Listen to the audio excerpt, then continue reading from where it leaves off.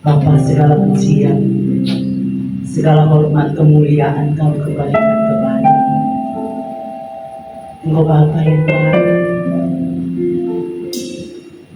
Kasih-Mu melimpah dalam setiap kami. Kami ada hanya oleh karena anugerah-Mu. Kami ada Tuhan karena kasih setia. Terima kasih buat nafas yang Tuhan kasih kepada kita. Terima kasih. Segala pujian hanya bagi-Mu. Segala kemuliaan hanya bagi-Mu. Oh Raja kami. Kami menyembah-Mu yang mulia. Kami bersyukur buat anugerah-Mu.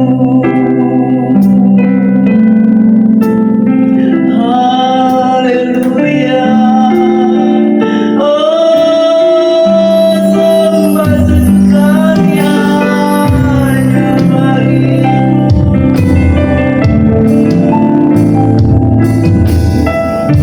Bawa kami masuk hadirat-Mu, Bapa. Oh, tenggelamkan kami di hadirat-Mu. Engkau segalanya bagi kami. Oh, Engkaulah harta bagi kami. Bapa yang tenang, Raja damai, penasehat ajaib.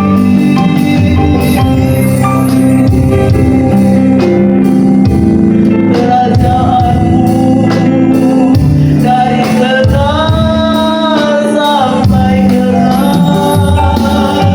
Oh, kerajaan yang tak tergoncangkan.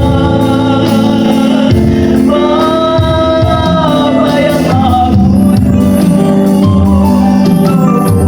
kekudusan-Mu melindungi kami. Haleluya. Oh,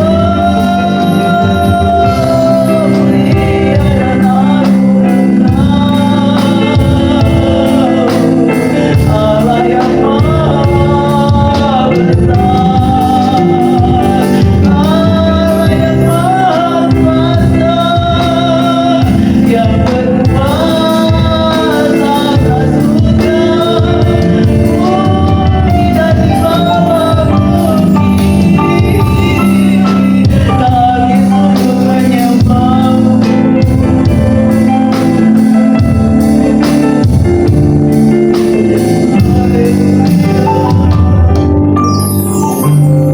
Engkau Alfa dan Omega, yang awal dan yang akhir.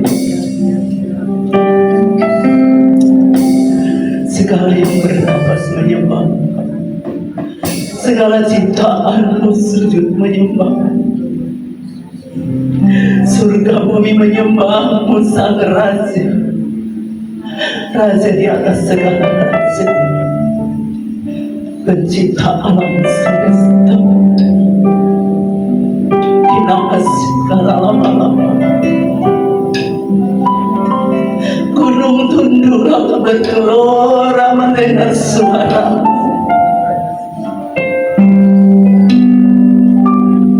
Para malaikat serafim menyembah-Mu yang mulia. Taruh pujian penyembahan di roh jiwa kami. Berikan kami gairah surga menyembah-Mu. Terima kasih Tuhan, terima kasih. Hadirlah di tengah-tengah kami. Roh Kudus, silakan Engkau mengambil alih acara pada pagi hari ini dari awal pertengahan sampai selesai. Biarlah suasana surga, suasana penyembahan surga boleh turun di tengah-tengah kami. Kami mau merasakan itu, Bapa. Tundukkan roh jiwa tubuh kami, pikiran, perasaan, kehendak hati kami di hadirat-Mu yang Maha Kudus. Biar kami menghormati hadirat-Mu. Terima kasih Bapak, terima kasih. Terima kasih. Tutup bungkus ibadah ini dari awal pertengahan sampai selesai di dalam kuasa darah.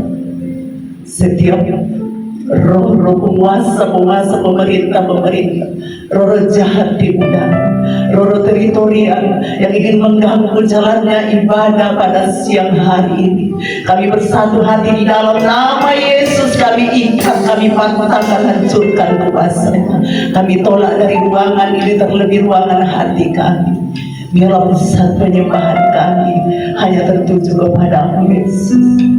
Terima kasih Tuhan, terima kasih. Terpuji nama-Mu, pengurapan-Mu penuh atas setiap kami.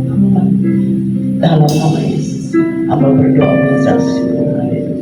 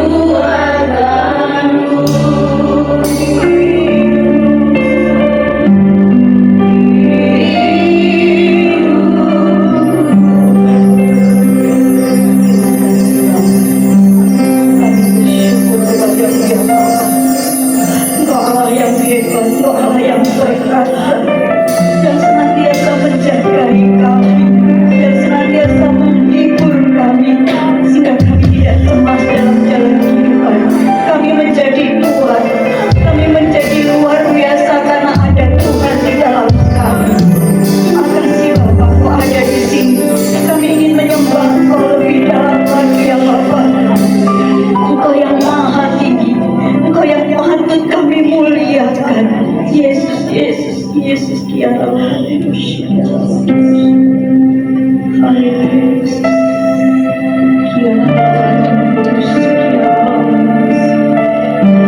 Tuhan jamah kami masing-masing.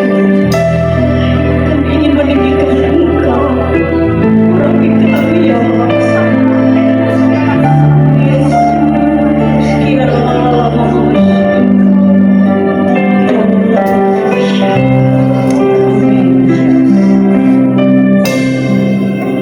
sebab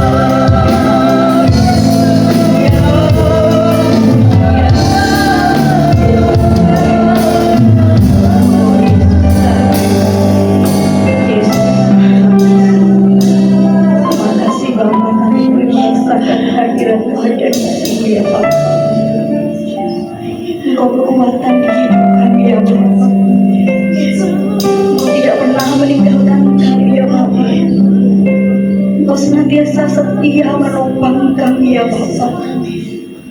Yesus, dan biarlah kami hanya berseru, hanya berharap kepada-Mu. Kasih Bapa, saatnya kami akan mendengarkan firman. Roh kami Bapa, berikan kepada kami hati seorang murid yang benar-benar mau menerima Engkau, menerima firman, menerima teguran, dan biarlah ada di sini ya Bapa. Makasih ya Bapa.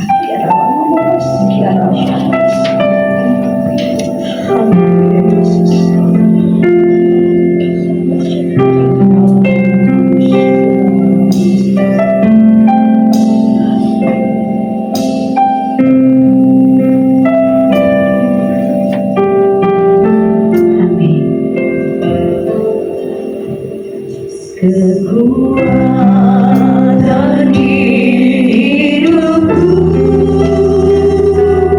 ku dapat dalam Yesus.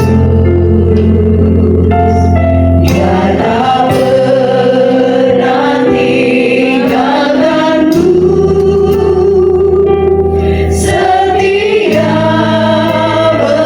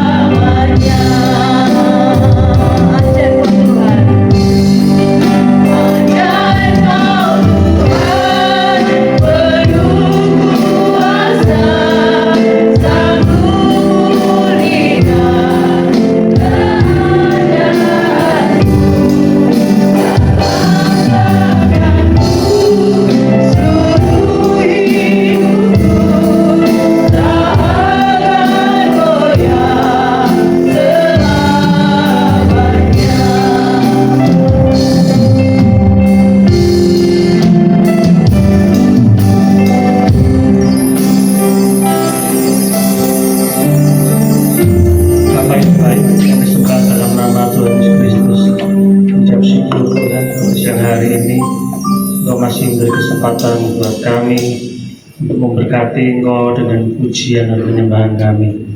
Kami percaya Tuhan, setiap pujian dan penyembahan kami akan menjadi dupa yang harum di hadirat-Mu. Sebentar kami akan bersama-sama belajarkan kebenaran firman-Mu. Roh Kudus, bicaralah, berkati setiap telinga kami, beri kami hati seorang murid untuk boleh duduk diam mendengar kebenaran firman-Mu. Terlebih Roh Kudus Kau sendiri memampukan setiap kami untuk menjadi pelaku-pelaku firman-Mu. Terima kasih Bapa yang siap berkati firman Tuhan. Sama-sama katakan amin. Shalom. Puji nama Tuhan. Ya, yang hadir gak terlalu banyak ya. padahal sepak bolanya sudah selesai. Ya, nggak ada hubungannya.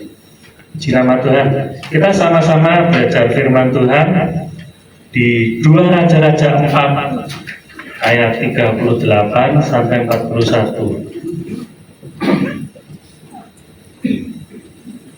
Cerita ini termasuk cerita pendek, cuma 4 ayat aja, 38 sampai 41. Judulnya Mau Dalam Kuali. Ya, saya bacakan, saudara nyimak aja. 2 Raja-Raja 4 ayat 38 sampai 41. Elisa kembali ke Gilgal. Pada waktu ada kelaparan di negeri itu, dan ketika ada suatu kali rombongan Nabi duduk di depannya, berkatalah ia kepada bujangnya, taruhlah kuali yang paling besar di atas api dan masaklah sesuatu makanan bagi rombongan Nabi itu. Lalu keluarlah seorang dari mereka ke ladang untuk mengumpulkan sayur-sayuran. Ia menemui pohon sulur-suluran liar dan memetik daripadanya labu liar, serangkul penuh dalam jubahnya. Sesudah ia pulang, teruslah ia mengiris-irisnya ke dalam kuali masakan tadi, sebab mereka tidak mengenalnya. Kemudian dicedoklah dari masakan tadi bagi orang-orang itu untuk dimakan, dan segera sesudah mereka memakannya, berteriaklah mereka serta berkata, maut ada dalam kuali, hai abdi Allah, dan tidak tahan mereka memakannya. Tetapi berkatalah Elisa, ambillah tepung, dilemparkannya lah itu ke dalam kuali, serta berkata, cedoklah sekarang bagi orang-orang ini supaya mereka makan. Maka tidak ada lagi sesuatu dalam kuali itu. Amin. Puji nama Tuhan. Dulu waktu saya masih remaja atau kaum muda, sering mendengarkan kaset khotbah. Ya, kalau sekarang enak ya, ada YouTube, bisa milih sesuka hati ya, khotbah siapa yang kita sukai, yang menurut kita nih, saya favorit ini, khotbahnya sangat memberkati. Ya. Pada waktu itu masih kaset kita diputer ya, kadang-kadang bulat. Ya. Dan itu pun biasanya pinjem-pinjem ke teman-teman yang sama-sama suka mendengarkan kaset khotbah. Suatu kali hamba Tuhan itu bercerita tentang orang-orang yang kaya atau pengusaha yang bertobat. Mereka bercerita gimana? Bahwa orang-orang yang kaya, pengusaha, kalau mereka percaya Tuhan Yesus bertobat, maka Tuhan akan bersih-bersih. Dia bilang gitu. Ibaratnya akan dibangkrutkan, akan dimiskinkan, seperti itu. Setelah itu baru dipulihkan. Ya, saya waktu dengar khotbah itu, ya sempat berpikir, Tuhan kok jahat sih? Orang sudah bertobat, baik-baik mau datang, kok ya masih ibaratnya apa? Diproses. Ya, mereka ngomongnya diproses sama Tuhan, ya, dimiskinkan. Habis itu baru dipulihkan. Apakah benar Tuhan kita itu seperti itu? Ya. Kalau Tuhan seperti itu, waduh, orang kaya, pengusaha jadi takut jadi anak Tuhan, betul nggak? Kalau saya percaya Yesus, nanti saya bangkrut, nanti saya dimiskinkan. Walaupun endingnya dipulihkan, ya. Tapi yang namanya proses bangkrut itu siapa yang mau? Ya. Padahal mestinya nggak demikian. Ya. Banyak orang walaupun dia sudah percaya Tuhan Yesus bisa mengalami yang namanya apa? Kebangkrutan. Karena apa? Bukan salahnya Tuhan, karena salahnya sendiri, kan gitu. Terlalu percaya orang lah, ya, memberi pinjaman yang berlebihan, ya, lepas kontrol, ya, sehingga dimakan anak buah, sales. Jadi banyak hal itu kesalahan dilakukan oleh dirinya sendiri, ya. Tapi banyak orang yang nggak ngerti, dipikir apa? Waduh, ini karena Tuhan marah sama saya nih, jadi saya bangkrut, ya. Apalagi kalau hamba Tuhannya ngomong, nah kamu sudah ngasih perpuluhan belum? Nah, gitu. Oh iya, kemarin memang agak sepi, jadi perpuluhan saya berkurang ya, perpuluhan saya tunda dulu untuk bulan ini. Apa Tuhan itu ngomong apa? Lah itu, makanya kamu mengalami masalah, makanya anakmu sakit, makanya tokomu sepi, ya, makanya tokomu kebakaran. Seakan-akan apa? Tuhan itu lebih jahat daripada debt kolektor. Ya. Seakan-akan Tuhan itu butuh duit, telat ngasih, celaka kamu. Padahal Tuhan tidak demikian. Oke. Kemudian apa pengertiannya mau dalam kuali dalam cerita yang singkat ini 4 ini? Secara rohani, kisah ini melambangkan apa? Ketidaktahuan, kebodohan, dan tidak kemampuan apa? Manusia. Sehingga kita ini sering melakukan kesalahan-kesalahan, kebodohan-kebodohan. Bahkan seringkali kita melakukan kesalahan yang fatal, yang akhirnya apa? Sampai berhadapan dengan maut. Betul nggak? Contoh sekarang ini kan banyak orang yang kalau wisata kan seneng selfie gitu ya, di foto. Saya sempat ada lihat video seorang anak muda di atas gunung tebing, dia minta diabadikan sama temennya, kemudian apa? Dia mau megang batu di ujung jurang sambil gini, ayo foto biar keren. Akhirnya apa? Merosot saudara, jatuh. Akhirnya sama seperti lagunya siapa? Siapa tuh? Amatlah riwayatnya. Tapi apa? Kita banyak melakukan kesalahan-kesalahan yang konyol, yang seringkali merugikan diri sendiri. Ya. Contoh lain, merokok itu sehat apa enggak?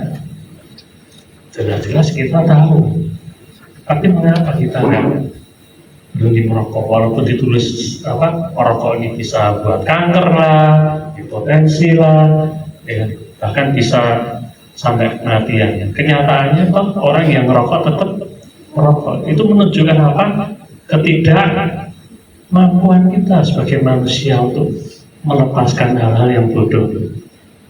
Ya. Dan firman Tuhan pernah berkata, umatku binasa karena tidak berpengetahuan, karena bodoh. Ya.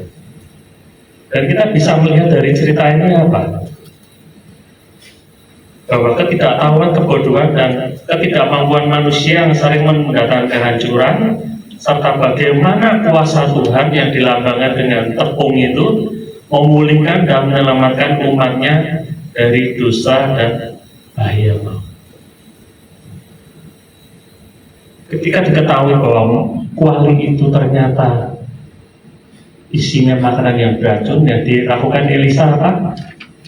Dia minta diambilkan, kemudian dilemparkan ke dalam kuali. Tepung ini menggambarkan firman Tuhan. Amin. Tepung. Dan firman hidup itu adalah pribadi Tuhan Yesus sendiri. Jadi yang bisa menyucikan, menetralkan racun dalam tepung itu apa? Kuasa firman. Sang firman hidup, roti hidup. Amin. Secara manusia, kalau kita ngalami, ya di sini ibu-ibu kan pernah masak semua, atau ada ibu yang tidak pernah masak, cuma beli terus, pasti masak kan? Kalau saudara nemui, nggak sengaja ketumpahan baygon gitu, kira-kira gimana? Dibuang nggak? Kalau manusia normal ya dibuang, harus dibuang, seperti itu. Tapi apa yang dilakukan Elisa? Elisa tidak membuangnya, tetapi diberi tepung. Ya, tapi ini zamannya Elisa ya ibu. Saya nggak ngomong saudara, nanti kalau saudara masak, campur baygon, saudara cari tepung, ya. Nanti mati beneran, malah repoti kita ada tak mesong, ya. Repoti yang hidup harus disediakan kacang, kan gitu ya. harus dibuang. Tapi ini Elisa kan memang dipakai Tuhan ya. Kalau ibu-ibu mau cari tepung jangan-jangan di sini nggak ada Elisa. Ya. Manusia seringkali dengan mudahnya kalau kita menemui kegagalan, kehancuran, ya, paling gampang ya buang. Ya ada yang kita buang. Ya. Pengusaha gitu, cari karyawan, rewel-rewel, terus mulai kok gitu. Ya. Kalau bisa dibina, kalau nggak bisa apa? Dibinasakan. Kalau ibu sini kita tahu semua, ya udah sering ikut seminar kelihatannya nih. Ya. Tapi yang dilakukan Tuhan apa? Tuhan tidak pernah membuang. Amin. Siapapun saudara dan saya, kita ini punya masa lalu masing-masing gitu. Ada yang masa lalunya kita kelam, ya. Ada yang masa lalu kita ini mencekno, ya. Ada bahkan orang kalau melihat kita ini seperti melihat sampah, ya. Kita ini bau di mata mereka, ya. Tetapi tidak dengan Tuhan. Apapun kondisi kita, Tuhan siap untuk memulihkan. Amin. Tuhan siap menyehatkan hidup kita. Tuhan tidak pernah membuang kita. Itulah hebatnya Tuhan Yesus. Amin. Ya. Seringkali kita nih, kalau saya sendiri menoleh ke belakang, kadang-kadang saya sendiri juga nggak suka sama diri saya sendiri. Bisa nggak? Saudara pernah mikir, aku udah berapa kali salah. Jadi kita sendiri merasa, aku sendiri nggak suka sama diriku sendiri. Terus bagaimana dengan orang lain? Ya. Nah itulah kita. Kita ini banyak kelemahan, kekurangan. Ya. Tapi puji Tuhan, saudara dan saya di tempat ini bukan kebetulan, tapi karena kasih karunia Tuhan, karena kebaikan Tuhan. Amin. Ya. Intinya sebetulnya cuma seperti itu, saudara. Ya, berarti khotbahnya sudah selesai, saudara. Berapa menit? 5 menit. Ya. Tapi nanti kalau terlalu singkat, nanti saya nggak dijadwal lagi sama guru. Ya, saya tambahin dikit. Ya. Jadi kuasa firman, ya. Yang pertama tadi apa? Membersihkan. Dalam Yohanes 15 ayat 3, kamu memang sudah bersih karena firman yang telah kukatakan kepadamu. Jadi firman itu, kalau saudara dan saya sering baca itu akan membersihkan. Tabiat-tabiat kita yang kurang baik, karakter-karakter kita yang kurang baik, walaupun itu tidak kelihatan, tapi terus firman itu sanggup untuk membersihkan kehidupan saudara dan saya. Yang kedua, firman itu sanggup menyucikan. Efesus 5 ayat 26. Di awalnya ini berbicara tentang hubungan suami istri ya. Ayat 26 Efesus 5, untuk memuduskannya sudah ia menyucikannya dengan memandikannya dengan air dan firman. Jadi firman itu yang menyucikan kita. Mengapa kita perlu disucikan? Supaya saudara dan saya ini layak untuk menghadap Tuhan. Karena Tuhan itu kudus. Tuhan berkata, kuduslah kamu sebab Tuhan kudus. Dan yang ketiga, firman itu menyelamatkan. Di Yakobus 1 ayat 21, sebab itu buanglah segala sesuatu yang kotor dan kejahatan yang begitu banyak itu, dan terimalah dengan lemah lembut firman yang tertanam di dalam hatimu. Firman itu tertanam dalam hati yang berkuasa apa? Menyelamatkan jiwamu. Ya, luar biasa. Tadi di awal saya katakan bahwa firman itu adalah pribadi daripada Tuhan Yesus. Di Yohanes 1 ayat 1, pada mulanya adalah firman. Firman itu bersama-sama dengan firman itu adalah ya saudara bisa baca seterusnya, di mana firman itu menjadi manusia. Jadi apa yang kita bisa pelajari? Yang pertama, Yesus tidak melihat masa lalu. Ada ada lagu sejauh timur dari barat, apa? Engkau membuang dosa. Yang dibuang dosanya atau orangnya? Dosanya ya, bukan orangnya ya. Puji Tuhan.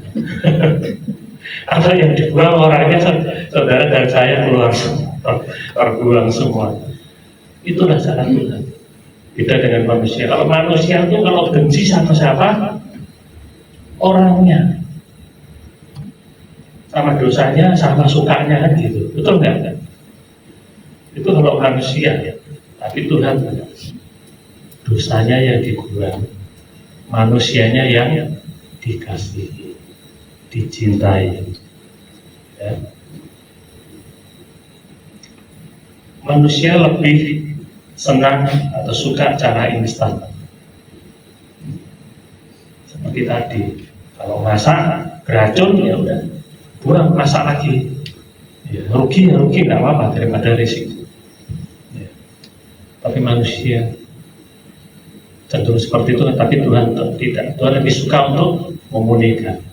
Saudara pernah dengar istilah limberu? Bapak tahu ya Pak ya, limberu? Tahu, ada yang tahu? Apa Pak? Lempar beli.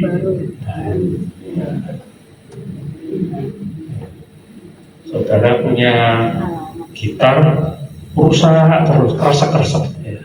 Gak bisa ngiringin, tapi kalau didengerin suaranya kerasa. Ya.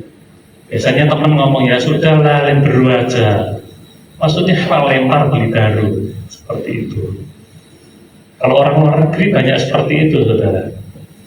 Tapi kalau di Indonesia jarang. Ya. Punya mobil sampai rusak seperti apa, karatan sampai apa, ya tetap dipelihara gitu. Bisa diperbaiki. Mobil truk di Jepang itu sehat-sehat semua. Berapa tahun harus diganti.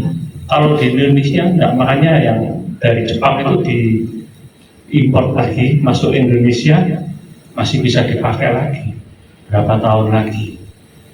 Bukan hanya dipakai, diperlebar lagi. Sehingga ada istilah odol.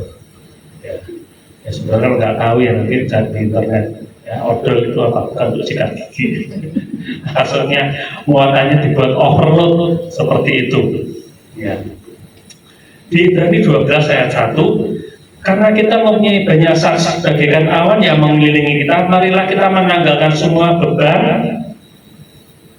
dan dosa yang begitu merintangi kita dan berlomba dengan tekun dalam perlombaan yang diwajibkan bagi kita. Itulah yang Tuhan mau. Ya. Kalau kita masih terikat dosa, Tuhan mau tanggalkan, karena itu menjadi beban. Amin. Kalau kita lari maraton, kita pakai rangsel nggak waktu lomba? Enggak. Pakai pakaian yang setipis mungkin, seringan mungkin. Tapi beda kalau itu prajurit, memang harus diberi beban. Tuhan tidak pernah melihat masa lalu. Tuhan selalu siap untuk memulihkan keadaan kita. Tapi siapa yang suka mungkin suka menghakimi kita? Yaitu iblis. Iblis suka menghakimi kita. Kalau kita mau pelayanan, dia ngomong, ngapain kamu pelayanan? Ya. Kamu tidak pantas pelayanan. Saudara mau singer, suaramu sok-sok males, sok ngapain kamu nyanyi? Udah kamu nyanyi kamar mandi aja. Saudara mau pelayanan musik, kamu lo main masih sering kleru-kleru. Itu iblis seringkali menghakimi. Bukan hanya iblis, orang lain pun juga sering menghakimi saudara dan saya. Sehingga apa? Kita merasa diri kita ini selalu tidak layak. Orang lain aja. Dulu sebelum saya punya pemahaman yang benar tentang Tuhan, waktu kamu dan remaja itu saya punya idola, yaitu Bapak Gembala saya sendiri. Dan saya pikir, waduh, kapan ya aku bisa hidup seperti Bapak Gembala ini? Kelihatannya dia kok dekat benar sama Tuhan, tapi saya ini kok terlalu jauh di hadapan Tuhan. Kita seringkali menghakimi diri sendiri, merasa diri kita ini tidak layak untuk menghadiri taman Tuhan. Kita akan belajar mengenai wanita yang mengurapi Tuhan Yesus. Saudara akan lebih punya gambaran yang jelas. Ini merupakan Injil sinoptis. Pengertiannya apa? Kisah tentang wanita yang mengurapi Tuhan Yesus ini dicatat dalam 4 Injil: Matius, Markus, Lukas, Yohanes. Semuanya menulis kisah ini. Dan kalau kita membaca keempat-empatnya, maka itu seperti kepingan puzzle yang disatukan, sehingga kita punya gambaran yang utuh. Di Matius 26 ayat 6, saudara nggak perlu baca. Di situ lebih ditekankan bahwa peristiwa itu terjadi di rumah Simon si Kusta. Tapi di Markus 13 ayat 3-9 diceritakan juga di rumah Simon si Kusta, dan di situ disebut minyak yang dipakai untuk mengurapi Tuhan Yesus adalah minyak narwastu murni.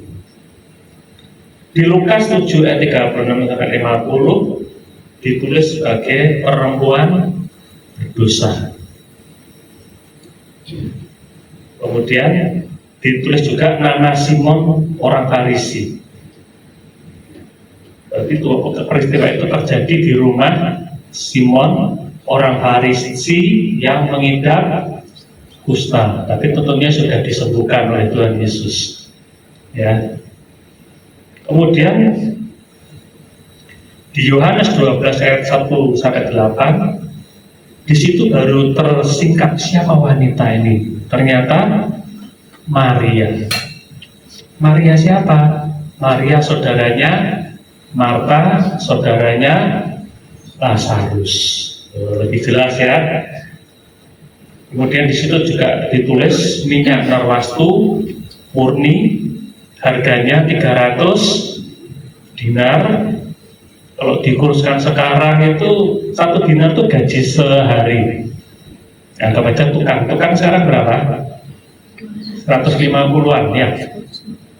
Benar? Atau sudah naik 200 karena dolar naik, dia minta naik. Anggap aja 150. Kalau 300 dinar, 150.000 kali 300, berarti 45 juta. Dan di situ di Yohanes itu juga tertulis nama Yudas Iskariot yang protes. Ya.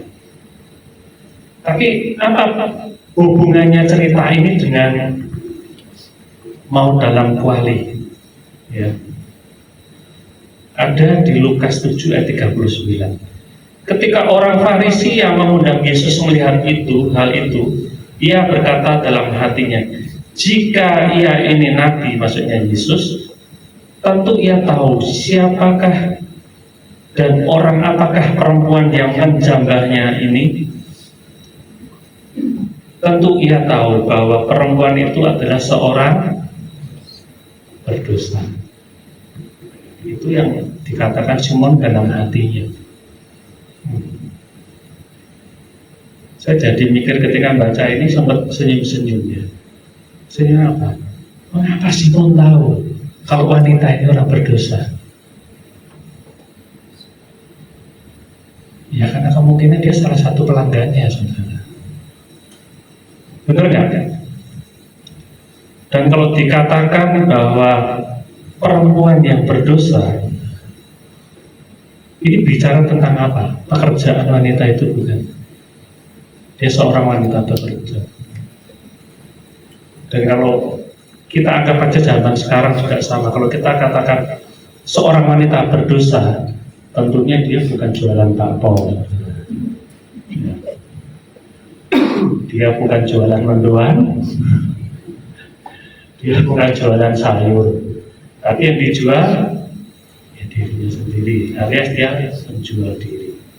Ya, dia adalah seorang mantan pelacur. Jadi Maria ini memang kalau kita lihat historinya, dia adalah mantan pelacur. Tapi istimewanya di Injil Yohanes, ketika nama Maria disebut di situ, dia tidak ditulis sebagai wanita berdosa. Hanya Yohanes yang tidak menulis Maria sebagai wanita berdosa. Kita bisa melihat Yesus diurapi dengan minyak narwastu murni yang sangat mahal, 45 juta.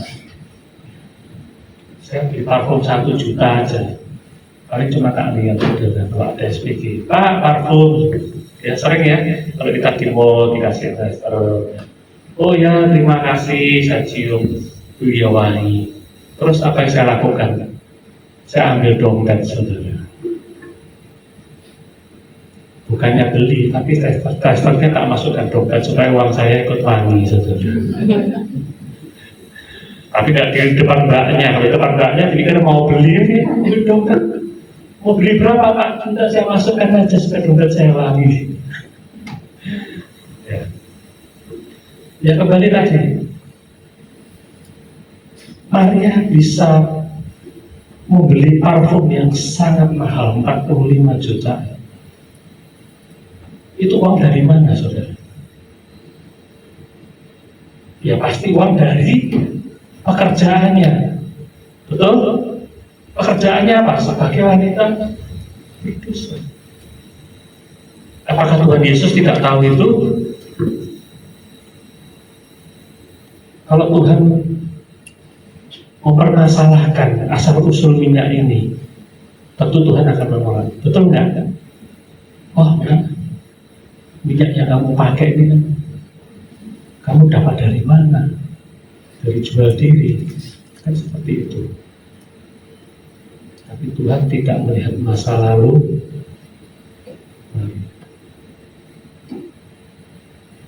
Tapi Simon, dia selalu melihat masa lalu orang. Orang ini kok pergi ke gereja, betul-betul di gereja. Apa sikap kita kalau kita tahu ada orang yang berdosa datang ke gereja? Ada beberapa orang kalau ada orang yang dikenalnya nggak baik, gitu ya. Ketika dia lihat di gereja kan dia lakukan begitu.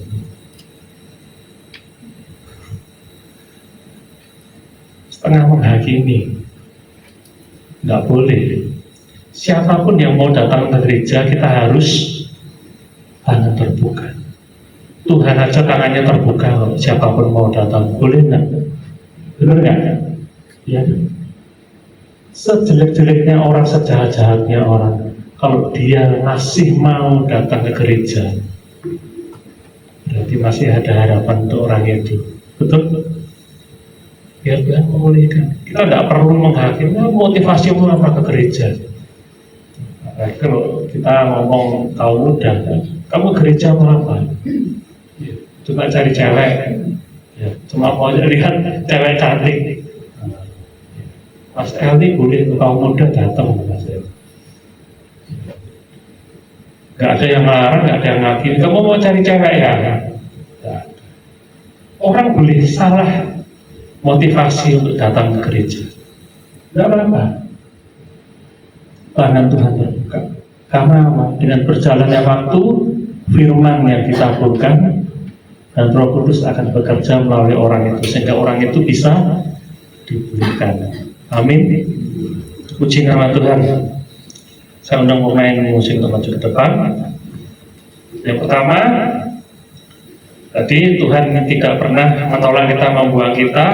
Yang kedua, dari pelajaran ini Tuhan ingin supaya kita ini fokus pada Tuhan Yesus, Sang Firman yang hidup itu. Karena Yesus yang sanggup akan merubah hidup kita. Filipi 3 ayat 13, saudara-saudara, aku sendiri tidak menganggap bahwa aku telah menangkapnya, tetapi ini yang kulakukan, aku melakukan apa yang telah di belakangku dan mengarahkan diri pada apa yang di hadapanku.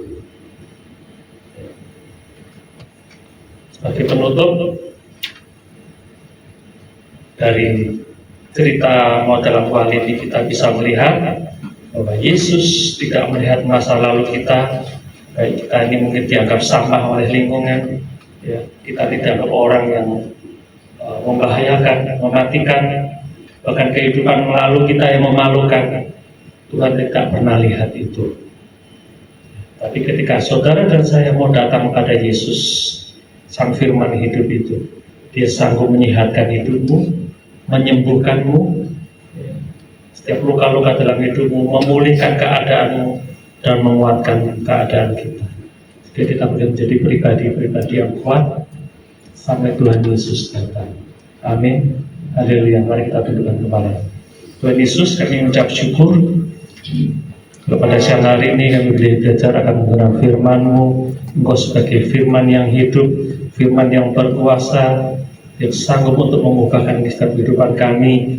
Kami bersyukur Tuhan, Engkau tidak pernah melihat masa lalu setiap kehidupan kami, tapi Engkau telah membuang setiap dosa-dosa kami. Engkau yang memulihkan setiap kami, menguduskan kami, sehingga kami boleh berharga di mata-Mu Tuhan Yesus. Bahkan Engkau boleh membeli kami dengan harga yang lunas dibayar, sehingga sekarang kami adalah menjadi anak-anak-Mu, kami milik-Mu selama-lamanya. Terima kasih Bapa, terpujilah nama-Mu, dalam nama Tuhan Yesus kami berdoa dan mengucap syukur. Haleluya.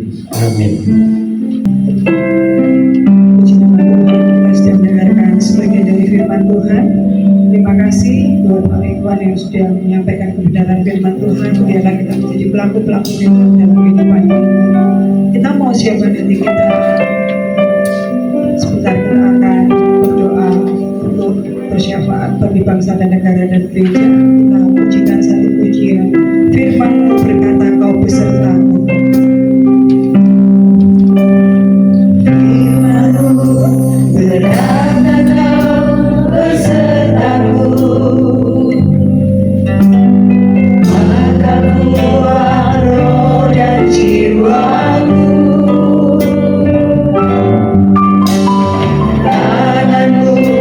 Tuhan selalu ku nantikan.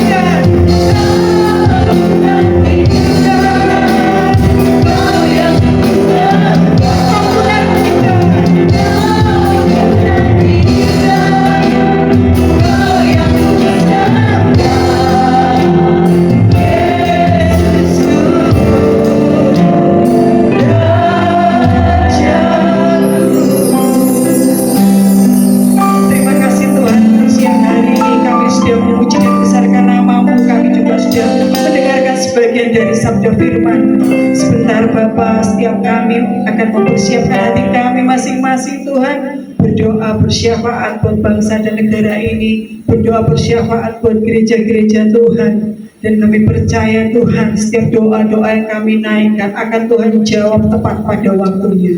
Terima kasih Tuhan, kami mau siapkan hati kami lebih lagi di dalam nama Tuhan Yesus. Haleluya, amin.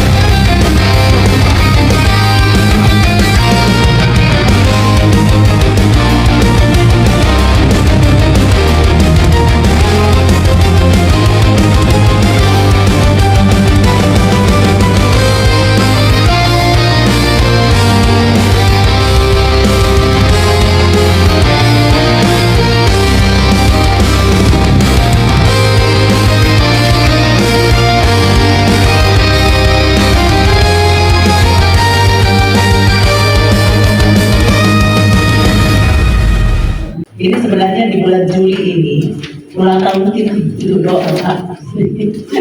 Cuma karena kesehatan saya juga kurang di beberapa hari yang lalu, jadi ini saya mau sampaikan kepada Bapak Ibu, kira-kira kalau umpamanya minggu depan Sabtu ibadah doa bersama kita buat di luar Pak, tapi tidak nginap, ya. Setuju nggak, Bapak Ibu? Setuju nggak Pak? Ada agenda, ya? Sabtu, besok tanggal 1. Oh, ya, maaf. Ada pertemuan FA ya? Oh iya. Berarti mungkin kita tunda dulu ya, karena kan dulu tanggal 8 juga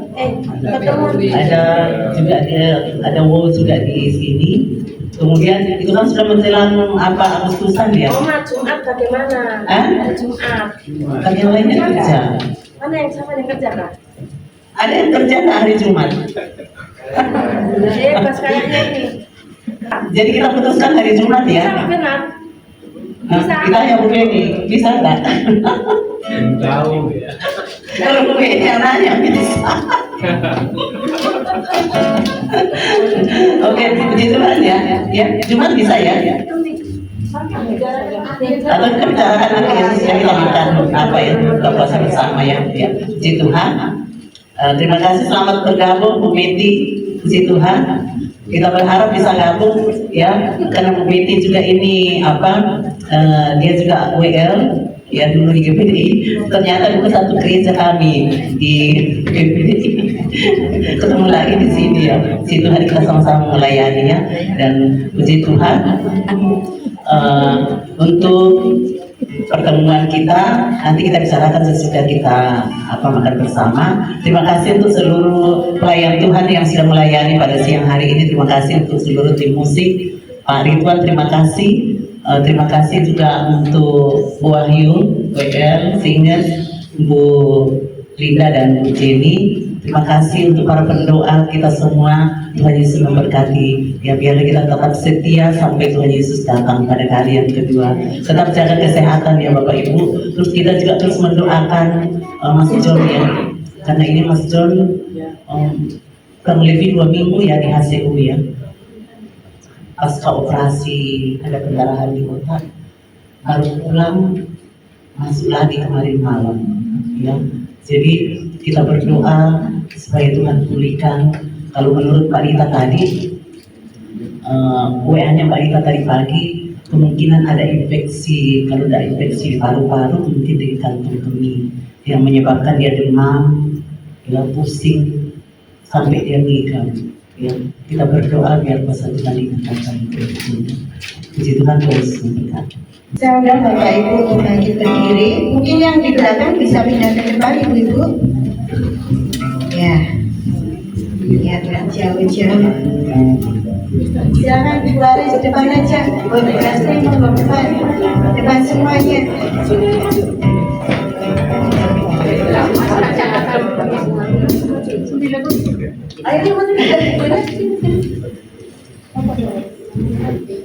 Siapa di sini yang mau ikut Tuhan Yesus, angkat tangan. Semua mau ikut Tuhan Yesus. Dalam suka dan duka mau ikut Tuhan Yesus. Amin. Beri kemuliaan bagi Tuhan kita.